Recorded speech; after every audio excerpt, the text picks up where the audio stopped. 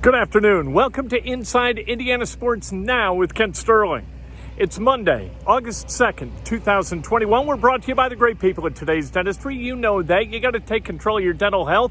Call the best dentist that there is, Dr. Mike O'Neill. He has been my dentist the last 28 years. You won't find a better one. 317-849-2933. Punch subscribe, hit like, ring the bell. Let's go. Let's talk about sports. Just got some news from Frank Reich, the coach of the Indianapolis Colts, about the health of Carson Wentz and his foot. Let's go to Frank Reich for an explanation of the injury that Carson Wentz is suffering from and the prognosis, the treatment, all of that stuff. Here's Coach Reich. Listen, it was a good process. Carson has the injury. We consult with our doctors. We consult with our doctors here. Obviously, we got top guys in that field right here in our home base, in our home camp. We consult with the top doctor outside of this camp, right? And then we all circle around, and basically what the determination is that became very. Here's what was good about it. It was very clear. I'm talking to Carson early, we're like, hey man, our prayer is just that it's clear, that the decision just becomes clear, and we know what the right thing to do. We get the right advice from the right people. And we did. We got that. Everyone was in agreement that it was very plain to see that Carson had an old foot injury, probably a high school injury that was a broken foot sometime in high school that he did not know was broken. And then what happened the other day was, in the course of practice, over time, whatever the years, something happens, just the right pressure at the right time, the right movement, all of a sudden that little broken bone that was in there that was lodged in it comes loose. That's loose. It causes, as everybody knows, a lot of pain and aggravation. So then the next couple days were discussion over, well, we can leave it in there. We can leave it in there, try to manage it, see if it holds up during the year, and take our chances there. But we wanted what was the most predictable outcome. And, we wanted the most predictable outcome. Talking to Chris, Chris obviously, like always, brings great leadership in these processes. This is a long-term vision. So, it was like, hey, what's the most predictable outcome? Let's get the piece out of there. Let's get the piece out of there, begin the rehab process, and think the long haul. Now, the good news is, I was going to say, hey, you're going to ask, well, what's the time frame? And the easy answer is there's no. We're not going to put a time frame on it right now. We're just going to see how it goes. But all you got to do is just ask the doctors what the time frame are. So we asked the two best doctors in the world, what's the time frame?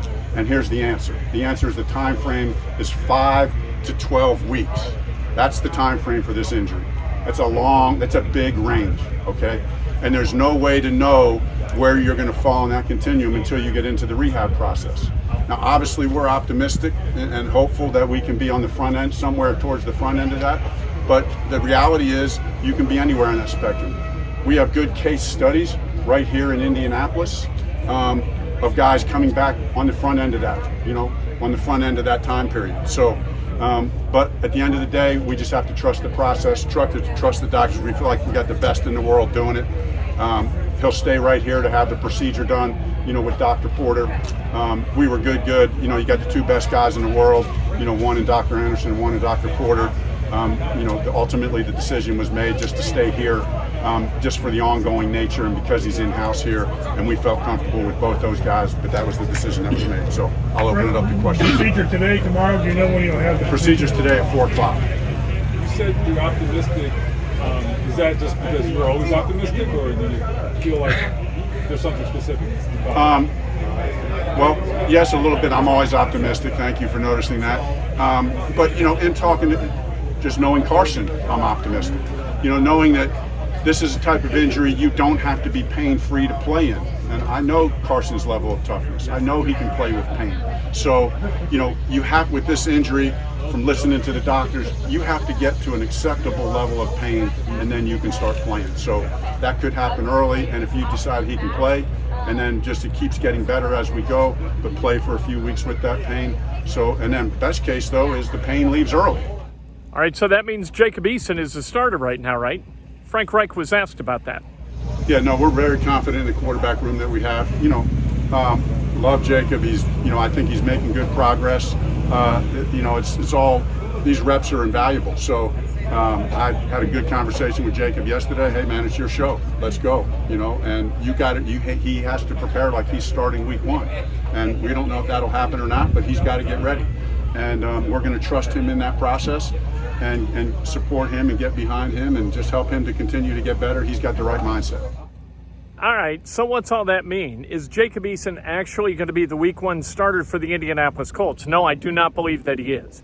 Watching him out here at camp the last 4 or 5 days, he is not a starting quarterback in the NFL. He looks nothing like a starting quarterback in the NFL. If anything, Sam Ehlinger looks more like a starting quarterback in the NFL than Jacob Eason does. Jacob Eason, maybe he could develop. We got until September 12th before the Colts have to play meaningful games. Maybe in that time, Jacob Eason can develop some quarterback-like sort of traits that make you think that he could be a success as a starting quarterback in the National Football League. But to this point, that doesn't look like a likelihood, which means that the Colts are going to have to try to go find somebody if Carson Wentz isn't available week 1.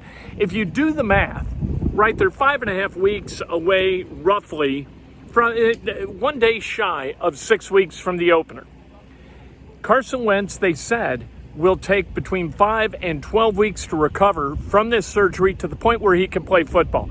He ain't going to be pain-free, right? But the bone that they take out isn't an important bone in terms of the structure of the foot, so the bone's going to come out, and then we'll see if Carson Wentz can deal with the pain in week 1. If he can, then you don't need to make a move. You don't need to trade for Nick Foles. And here's the thing about Nick Foles, is you look at him as a likely candidate as a backup to Carson Wentz, who might start week 1, week 2, week 3, something like that. Carson Wentz, his cap number right now is $6.6 million for 2021. That you can deal with that. What doesn't work for the Colts is that there's a dead cap number in his contract for 2022 that is substantial, $7-8 million.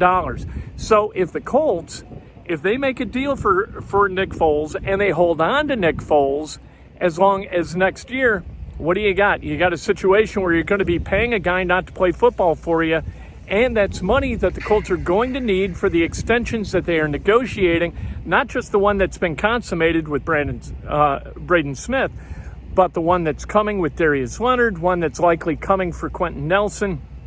The Colts, they need every dime of cap space that they can find for 2022, and wasting $7 or $8 million of that on Nick Foles, that is a very, very large number. That's a lot of money to piss away in order to have a couple of games where Nick Foles is your quarterback, because Nick Foles isn't any great shakes either, right? Nick Foles won some football games for the Eagles a few years ago, but for the Rams, he was terrible. For the Bears, he's been terrible.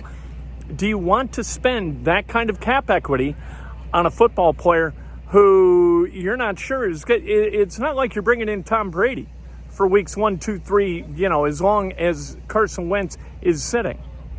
That isn't the case.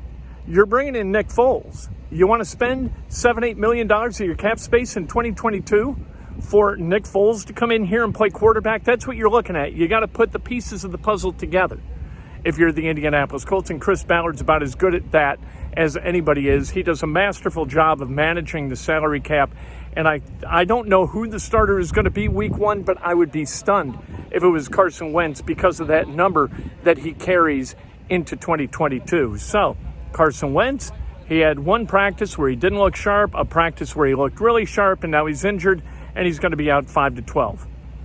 There you go. And I'm telling you, Jacob Eason, you talk to people who know football, who've watched these practices, and this isn't just me talking. This isn't just me saying, look, this guy, I don't know how better to put this than he is just not quarterback-like in his behavior, in his kind of leadership. I don't know Jacob Eason, but watching him, you don't think, well, there's a quarterback. Heaven Can Wait with Warren Beatty and Julie Christie. He said, you'll know the quarterback. Warren Beatty looked like the quarterback, right? Jacob Eason does not. He throws it like a quarterback, but he does not carry himself like the quarterback. Sam Ehlinger, again, does exactly that. He carries himself as a quarterback. He doesn't throw with the velocity of Jacob Eason, but man, he's there. He's running the show. Jacob Eason waits and then checks down. Ehlinger gets in there and bing, bang, bong, the ball's out. He looks decisive. He's got good feet. He runs with the football with some adroitness. I thought that the Colts receivers looked pretty good today. The defense looked good too. I'm telling you, that pass rush, you know what? They weren't wearing pads. So who knows about the pass rush? They're always going to get the advantage over the offensive line with no pads, right? Today, they really got after it, and they put pressure on Eason, Ehlinger, everybody who sat back there, Hundley a little bit. The Colts, it's not the news that they would have liked. However, you know what? Maybe because that window's 5 weeks, maybe it is Carson Wentz in week 1. Going to have the procedure tomorrow, as we found out today, as we found out from Frank Reich. So that's all that's going on at Colts camp. We know that the Pacers Summer League is coming up, and that's going to be a lot of fun too. Indiana starting practice high school football. Practice beginning today. How much fun is that? Building lifelong bonds and learning how to deal with adversity through athletics. That's what happens in high school football. Very, very cool. Good times to be around in central Indiana watching the world of sports. We'll talk to you tomorrow morning. Breakfast with Kent, always right around 8 o'clock, right here on Facebook, everywhere. Audio, podcast, it's everywhere. It's what we do.